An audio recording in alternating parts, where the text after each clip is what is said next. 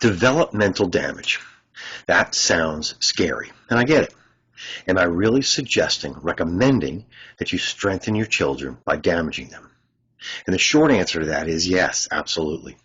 If you hang in there and hear me out, I believe I can convince you that not only is damaging your kids a way to strengthen them, it's actually the only way to strengthen them. The problem is, in my opinion, is that today's parents, actually the parents of the last few generations, some have forgotten how this works. For many other parents, it's not that they've forgotten about this, but they've convinced themselves or been convinced by someone, can you say gentle parenting experts, that there is no such thing as developmental damage. No such thing as developmental damage. That's utter nonsense. And I'm going to prove it to you right now. First, I'll get all sciencey on you for a few minutes. I want to explain from a scientific perspective, a biological perspective, how you build a muscle. More specifically, how you strengthen a muscle. And the answer is through microtears. I'm going to quote directly from a Google search I did. Here goes. Muscle growth, also known as hypertrophy, is stimulated by the microscopic tears in muscle fibers caused by resistance training. These micro-injuries trigger a repair process where the body rebuilds the muscle fibers, making them thicker and stronger. This adaptation process is crucial for increasing muscle size and strength. That's right. Science tells us that to build a muscle, you have to damage it. Microtears. This ties in perfectly with my concept of living at the boundaries of your abilities. It's at the edge, the very cusp of your personal boundaries, where actual development takes place.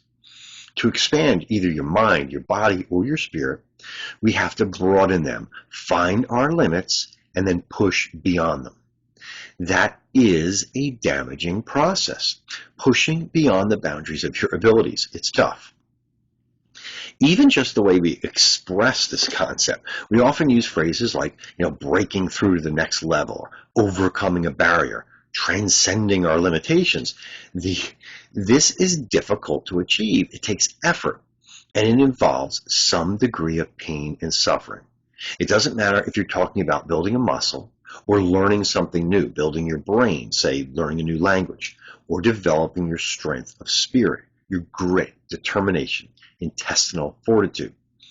This stuff is difficult. It's tough to accomplish.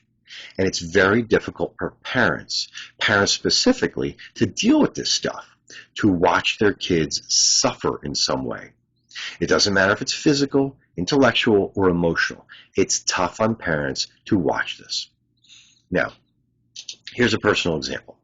My son ran the Leadville 100 for the second time, a 100-mile trail run. The first time in 2024, then again in 2025. I wasn't trailside for the 2024 race, but I flew out to be there for his second run. He finished the first time in 2024 in 29 hours. That's a long time to be running. He finished the race in 2025 in 24 hours, 17 minutes. He cut almost 5 hours off his finishing time.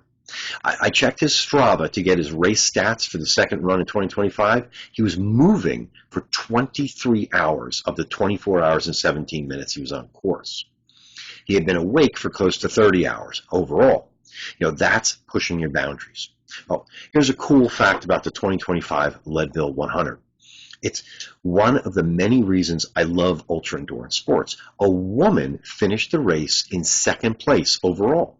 She ran it in just under 18 hours. A 35-year-old woman set the new course record for women. In 2019, a woman won a race called Big's Backyard Ultra. She ran 250 miles in 60 hours. Backyard Ultras are awesome. You run a 4.2-mile loop every hour on the hour, and you keep doing that until there's only one person left standing. I love ultra-endurance sports. Now, back to my son's 2025 Leadville 100 race. It was horrible for me. As his father, watching him as he came into each aid station, each time looking more and more worn out, more and more fatigued, My wife asked me if she should come out to be there, and I told her, no way. Do not ever come to watch this sport, ultra running. It's too much to witness firsthand for most parents. It would be very upsetting for her and probably not very helpful to my son. Now, I've watched him do all kinds of ultra endurance competitions. I've watched him suffer in many ways, many times. But for me, this is one of the worst. I understand. Believe me, I get it. When parents don't want to watch their children suffer, to hurt, to be damaged. But, unfortunately, it's critically necessary to prepare your children for life as an adult.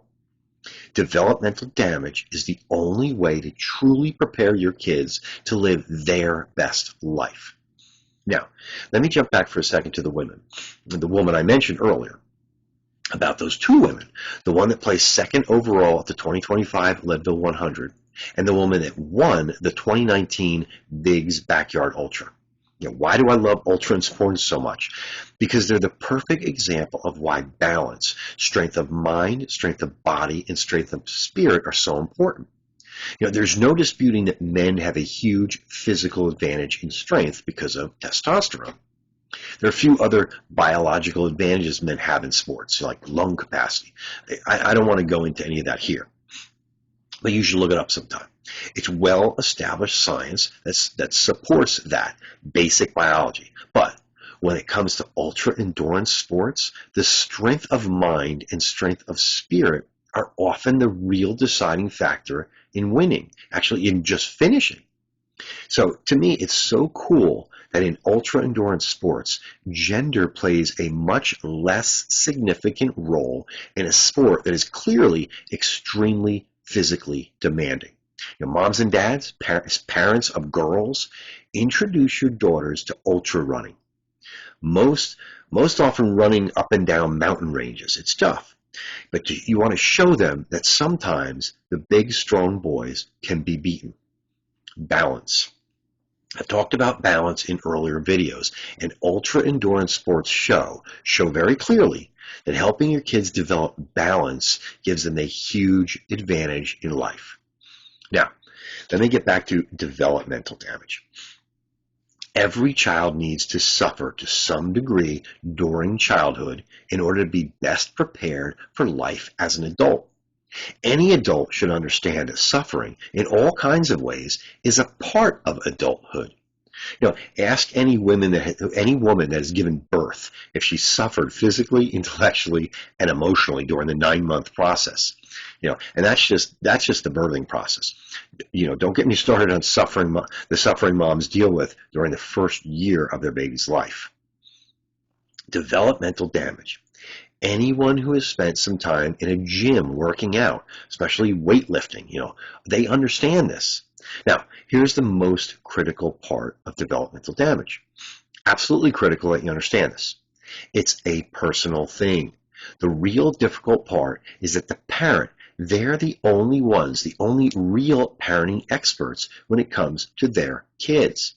Only those parents can know how far to push and in what way to push to help their kids grow.